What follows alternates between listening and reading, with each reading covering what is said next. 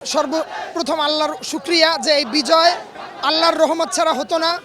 কারণ বড় বড় দলগুলোই তাদেরকে বিভিন্ন সময় ভয়ভীতি দেখিয়েছে। আমরা এসেছি যে গত আগস্টের 5 তারিখে আমাদের বিজয় হয়েছে, আজকে সেপ্টেম্বরের 5 তারিখ। তো আজকে এই নিঃশ্বাসটা নিতে ভালো লাগছে যে যদি কেউ অন্যায় করে, দুর্নীতির বিরুদ্ধে কথা বললে এখন আর ভয় থাকে না আয়নাঘরের, এখন আর ভয় থাকে না ডিবি সাদা বাহিনীর সাদা পোশাকের। এই জন্য আর মূলত আমরা এসেছি আজকের সেই 5 তারিখে, আমরা সেই বিজয়টিকে উপভোগ করার জন্য এসেছি। এখানে আমরা ছাত্র ভাইদেরকে প্রথম থেকেই আমরা সহযোগিতা করেছি এবং মাঠে থেকেছি। আগামী বাংলাদেশটা স্বৈরাচার মুক্ত আপনার দেখতে চাই, বৈষম্য থাকবে না।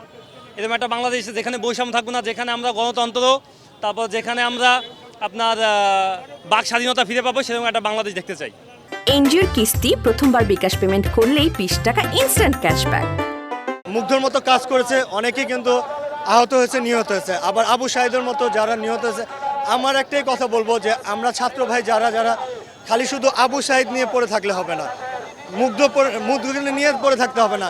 যারা হাজারো মুগ্ধ ছিল, যারা হাজারো আবু সাইদ ছিল, তাদেরকে নিয়েও তাদেরকে কথা বলা দরকার, তাদের বিষয় নিয়ে কথা বলা দরকার, তাদের কি অবস্থা আছে, তাদের পরিবার কেমন আছে, সেই বিষয় নিয়ে কথা বলার।